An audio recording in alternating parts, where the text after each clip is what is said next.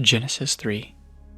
Now the serpent was more crafty than any other beast of the field that the Lord God had made. He said to the woman, "Did God actually say, 'You shall not eat of any tree in the garden?'" And the woman said to the serpent, "We may eat of the fruit of the trees in the garden. But God said, 'You shall not eat of the fruit of the tree that is in the midst of the garden, neither shall you touch it, lest you die.' But the serpent said to the woman, 'You will not surely die, for God knows that when you eat of it, your eyes will be opened, and you will be like God, knowing good and evil.' So when the woman saw that the tree was good for food, and that it was a delight to the eyes, and that the tree was to be desired to make one wise, she took of its fruit and ate. And she also gave some to her husband who was with her, and he ate.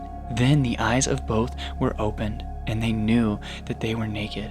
And they sewed fig leaves together and made themselves loincloths. And they heard the sound of the Lord God walking in the garden in the cool of the day. And the man and his wife hid themselves from the presence of the Lord God among the trees of the garden. But the Lord God called to the man and said to him, "Where are you?"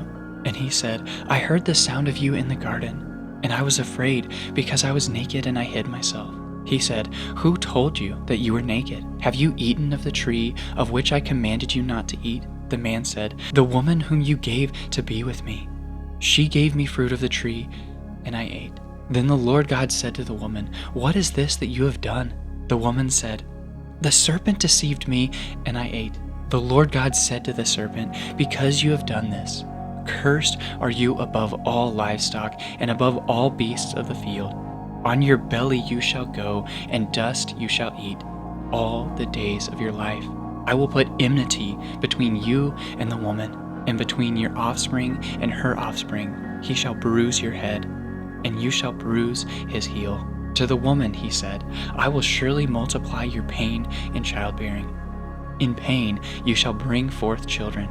Your desire shall be contrary to your husband, but he shall rule over you." And to Adam he said, "Because you have listened to the voice of your wife, and have eaten of the tree of which I commanded you, you shall not eat of it. Cursed is the ground because of you. In pain you shall eat of all the days of your life. Thorns and thistles it shall bring forth to you, and you shall eat the plants of the field.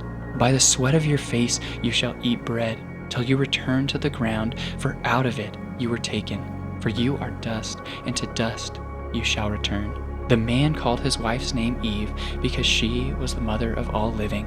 And the Lord God made for Adam and for his wife garments of skins and clothed them. Then the Lord God said, "Behold, the man has become like one of us, knowing good and evil. Now lest he reach out his hand and take also of the tree of life and eat and live forever." Therefore the Lord God sent him out of the Garden of Eden to work the ground from which he was taken.